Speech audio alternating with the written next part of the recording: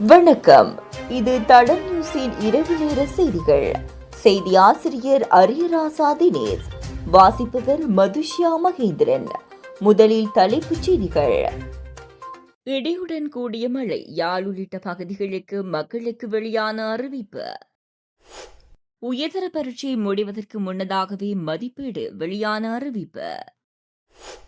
அத்தியாவசிய உணவுப் பொருட்களின் விலை அரசின் அதிரடி நடவடிக்கை. ரணிலுடன் கற்போம் வேலை திட்டம் விரைவில் ஆரம்பம் டிஜிட்டல் கட்சியாகும் ஐக்கிய தேசிய கட்சி. வடக்கில் நாளை 24 மணி நேர வேலைநிறுத்தத்தில் குதிக்கும் தாதியர்கள். கடலில் மூழ்கிய வெளிநாட்டு சுற்றுலா பயணி பலி 20 உயிரை காப்பாற்றிய படையினர். எகிரிய தங்கத்தின் விலை வாங்கவுள்ளோருக்கு அதிர்ச்சி. வடக்கு மாகாணத்திலும் திருகோணமலை மாவட்டத்திலும் காலை வெளியிலும் மழை பெய்யக்கூடிய சாத்தியம் நிலவுவதாக வளிமண்டலவியல் திணைக்களம் எதிர்வு கூறியுள்ளது. வளிமண்டலவியல் திணைக்களம் இன்று வெளியிட்டுள்ள அறிக்கையில் இதனை தெரிவித்துள்ளது. நாட்டின் பெரும்பாலான பிரதேசங்களில் பிற்பகல் 1 மணிக்கு பின்னர் மழையோ அல்லது இடியுடன் கூடிய மழையோ பெய்யக்கூடிய சாத்தியம் காணப்படுவதாக வளிமண்டலவியல் திணைக்களம் எதிர்வு கூறியுள்ளது. ஓவா, தென், சப்ரகமு மற்றும் மத்திய மாகாணங்களிலும் அம்பாறை மற்றும் மட்டக்களப்பு மாவட்டங்களிலும் சில இடங்களில் 75 மில்லிமீட்டருக்கும் அதிக பலத்த மழை வீழ்ச்சி எதிர்பார்க்கப்படுகிறது. மேல், தென், சப்ரகமு, மத்திய மற்றும் ஊவா மாகாணங்களிலும் அம்பாறை மாவட்டத்திலும் அதிகாலை வெளியில் பனிமூட்டமான நிலை நிலவும் என எதிர்பார்க்கப்படுகிறது.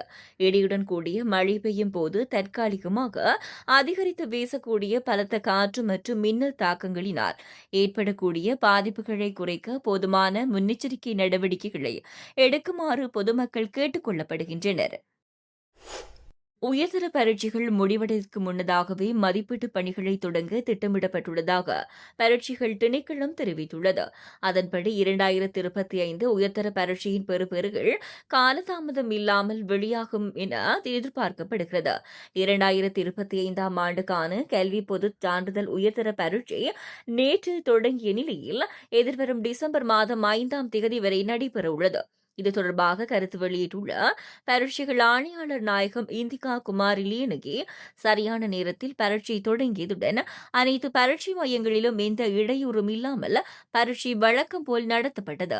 தற்போது பரீட்சை முடிவதற்கு முன்னர் மதிப்பீடு நடவடிக்கைகளை தொடங்க நாங்கள் திட்டமிட்டுள்ளோம்.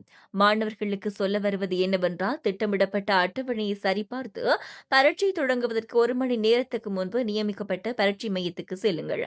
அனுமதி சீட்டை எடுத்துச் சென்று உங்களுக்கு ஒதுக்கப்பட்ட இடத்தில் 1/2 மணி நேரத்துக்கு முன்பே இருக்கையில் அமருங்கள் என தெரிவித்துள்ளார். அத்தியாவசிய பொருட்களின் விலையை குறைத்து நாட்டு மக்களுக்கு நிவாரணம் வழங்க நடவடிக்கை எடுக்கப்படும் என வர்த்தக மற்றும் உணவு பாதுகாப்பு அமைச்சர் வசந்த சமரசிங்க தெரிவித்துள்ளார். அதற்கமைய 2026ஆம் ஆண்டுக்கான பாதீடு மக்களுக்கு பயன் தருவதாகவே அமையும் என்று அவர் சுட்டிக்காட்டியுள்ளார். நாடாளுமன்றத்தில் இடம்பெற்ற 2026ஆம் ஆண்டுக்கான பாதீட்டின் 2ஆம் வாசிப்பு மீதான 2ஆம் நாள் விவாதத்தில் உரையாற்றுகையிலேயே அமைச்சர் இதனை குறிப்பிட்டுள்ளார். 2026ஆம் ஆண்டுக்கான பாதீடு சர்வதேச நாணய நிதியத்தின் பாதீடு என்று எதிர்க்கட்சிகள் விமர்சிக்கின்றன. ஊழல் மோசடிக்கான பிணைமுறை மோசடிக்கு அடிக்குறிப்பு எழுதியவர்களே இந்த விமர்சனங்களை முன்வைப்பதாகவும் அவர் குறிப்பிட்டுள்ளார். நாட்டில் ஊழல் மோசடிக்கு எதிராக நடவடிக்கைகள் எடுத்துள்ளதால் எதிர்க்கட்சிகள் அரசாங்கத்தின் மீது பல்வேறு குற்றச்சாட்டுகளை முன்வைப்பதாகவும் அவர் சுட்டிக்காட்டியுள்ளார். தேசிய உற்பத்திகளை அதிகரித்து மக்களுக்கு நிவாரணம் அளிக்க நடவடிக்கை எடுக்கப்படுகிறது. அதற்கமைய அத்தியாவசிய உணவுப் பொருட்களின் விலைகளை குறைப்பதற்கு உரிய நடவடிக்கைகள் எடுக்கப்பட்டுள்ளதாக அமைச்சர் வசந்த சமரசிங்க தெரிவித்தார். அத்துடன் பொருளாதார முகாமைத்துவதற்கான நடவடிக்கைகள் சிறந்த முறையில் மேற்கொள்ளப்பட்டுள்ளதால் 2028ஆம் ஆண்டு முதல் அரசு முறை கடன்கள் மீளச் செலுத்தப்படும் என்றும் வர்த்தகம் மற்றும் உணவு பாதுகாப்பு அமைச்சர் வசந்த சமரசிங்க தெரிவித்துள்ளார். அடுத்த 6 மாதங்களில் புதிய இளம் தலைமுறையினரை ஐக்கிய தேசிய கட்சியில் உள்வாங்குவதற்கான செயற்திட்டத்தை ஆரம்பித்திருக்கின்றோம். புதிய சிந்தனைகளுடனான கட்சியை கட்டியெழுப்புவதற்காக 6 மாதங்களுக்குள் 1000 மக்கள் சந்திப்புகளை நடத்தவுள்ளதாக முன்னாள் அமைச்சர் ஹரின் பெர்னாண்டோ தெரிவித்தார். ஸ்ரீகொத்தலாவில் நேற்று இடம்பெற்ற நிகழ்வொன்றின் பின்னர் ஊடகங்களுக்கு கருத்து வெளியிடும் போதே அவர் இதனை தெரிவித்துள்ளார். முன்னாள் ஜனாதிபதி ரணில் விக்ரமசிங்க நாட்டுக்கு செய்ய வேண்டிய அனைத்து சேவைகளையும் செய்துவிட்டார். எஞ்சியவற்றை முன்னெடுப்பதற்கு நாம் ஆயத்தமாகியுள்ளோம். ஐக்கிய தேசிய கட்சியின் நிகழ்ச்சி நெருக்கில் கொள்கைகளுடன் நாட்டுக்கான புதிய வேலை திட்டம் ஒன்றை முன்னெடுத்துச் செல்ல உள்ளோம். அரசாங்கத்தின் மீது குறை கூறிக் கொண்டிருக்கும் அரசியலை நாம் முன்னெடுக்கப் போவதில்லை. அடுத்த 6 மாதங்களில் புதிய இளம் தலைமுறையினரை ஐக்கிய தேசிய கட்சியில் உள்வாங்குவதற்கான வேலை திட்டத்தை இன்றிலிருந்து ஆரம்பிக்க உள்ளோம். ரணிலுடன் கற்போம் வேலை திட்டம் ஒன்றை அடுத்த மாதம் முன்னெடுக்க திட்டமிட்டுள்ளோம். இளைஞர்களை ஒருங்கிணைத்து 2 மணித்தியால செயற்றிட்டமாக இது முன்னெடுக்கப்படும். 2 வாரங்களுக்கு ஒருமுறை இந்த திட்டத்தை முன்னெடுப்பதற்கு உத்தேசிக்கப்பட்டுள்ளது. டிசம்பர் 10ஆம் தேதி இலங்கையில் முற்றுமுழுதான டிஜிட்டல் கட்சியாக ஐக்கிய தேசிய கட்சியை மேம்படுத்த திட்டமிட்டுள்ளோம். முன்னாள் ஜனாதிபதி ரணில் அதற்கான தலைமைத்துவத்தை வழங்குவார். இவற்றுக்கு மத்தியில் ஐக்கிய மக்கள் சக்தியுடன் இணைந்து செயற்படுவதற்கான பேச்சுவார்த்தைகளும் வெற்றிகரமாக முன்னெடுப்பதற்கும் எதிர்பார்க்கின்றோம் என்றார். வடக்கு மாகாணத்தில் நாளை காலை முதல் 24 மணி நேர அடையாள வேலைநிறுத்த போராட்டத்தை நடத்த அரசு சாதியர் உத்தியோகத்தர் சங்கம் தீர்மானித்துள்ளது.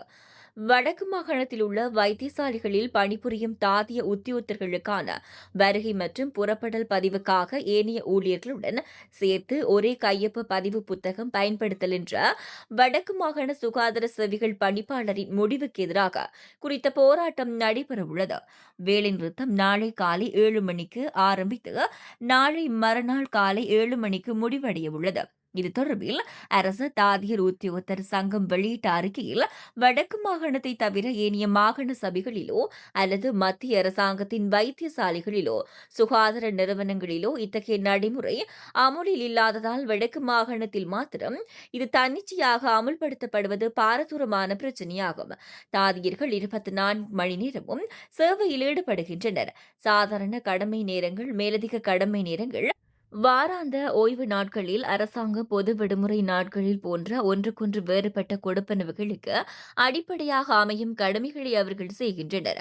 தற்போதுள்ள சேவை தேவைகள் காரணமாக கிட்டத்தட்ட ஒவ்வொரு தாதியரும் இந்த கடமைகளில் ஈடுபட வேண்டியுள்ளது. அத்தகைய சிக்கலான சூழ்நிலைகளில் கொடுப்பனவுகளுக்கான தெளிவான உறுதிப்படுத்தலுக்காக சாதாரண கடமைகளுக்கு மேலதிகமாக செய்யப்படும் கொடுப்பனவுகளுக்கு அடிப்படையாக அமையும் ஏனைய ஒவ்வொரு கடமை நேரங்களுக்கும் தனித்தனி வருகை பதிவேடுகளை பேணுவதற்கு சுற்றறிக்கையின் மூலம் அறிவுறுத்தல்கள் வழங்கப்பட்டுள்ளன.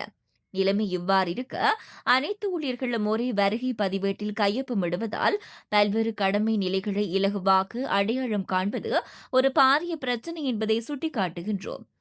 இதனால் சேவை தேவையின் பேரில் செய்யப்படும் மேலதிக கடமைகளுக்கான உரிய கொடுப்பனவுகளை கூட இழக்கும் அபாயம் உருவாகலாம் என்பதும் தெளிவாகிறது என்றுள்ளது. மாத்தறை திக்வெல்ல கடலில் மூழ்கி வெளிநாட்டு பிரஜை ஒருவர் உயிரிழந்துள்ளார்.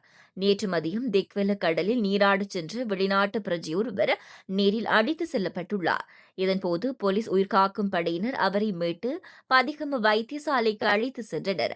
அங்கிருந்து மேலதிக சிகிச்சைகளுக்காக அவர் மாத்தறை வைத்தியசாலைக்கு மாற்றப்பட்ட போது உயிரிழந்துள்ளார். உயிரிழந்தவர் 63 வயதான செக்குடியரசைச் சேர்ந்த சுற்றுலா பயணி என தெரியவந்துள்ளது. குறித்த நபர் தனது மனைவி மற்றும் இருவருடன் கடலில் நீந்த சென்றதாகவும் இதன்போது அவருடன் மேலும் இருவர் நீரில் மூழ்கியதாகவும் போலீஸ் உயிர்காக்கும் படையினர் அவர்களின் உயிரை காப்பாற்றியதாகவும் ஆரம்பகட்ட விசாரணைகளில் தெரியவந்துள்ளது. இந்த சம்பவம் தொடர்பான திக்வெல்ல போலீசார் மேலதிக விசாரணைகளை மேற்கொண்டு வருகின்றனர். இலங்கையில் கடந்த சில மாதங்களாக தங்கத்தின் விலையானது சற்று ஏற்ற இறக்கத்துடன் காணப்படுகிறது. இந்த நிலையில் தற்போது தங்கத்தின் விலையானது சடதியான ஒரு மாற்றத்தை பதிவு செய்துள்ளது. இதன் அடிப்படையில் இன்றைய நிலவரத்தின்படி 1 அவுன்ஸ் தங்கத்தின் விலையானது 12,679 ரூபாவாக காணப்படுகிறது. அத்தோடு 24 கேரட் தங்க கிராம் 44,470 ரூபாவாக பதிவாகியுள்ளது. அதேவேளை 24 கேரட் தங்க பவுன் 3,55,800 ரூபாவாக பதிவாகியுள்ளது. அதேபோல 22 கேரட் தங்க கிராம் 40,770 ரூபாவாக பதிவாகியுள்ளது.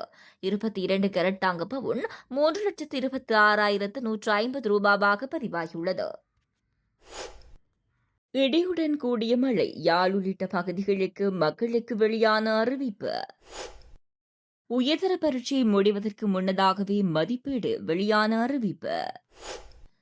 அத்தியாவசிய உணவுப் பொருட்களின் விலை, அரசின் அதிரடி நடவடிக்கை. ரணிலுடன் கற்போம் வேலை திட்டம் விரைவில் ஆரம்பம். டிஜிட்டல் கட்சியாகும் ஐக்கிய தேசிய கட்சி.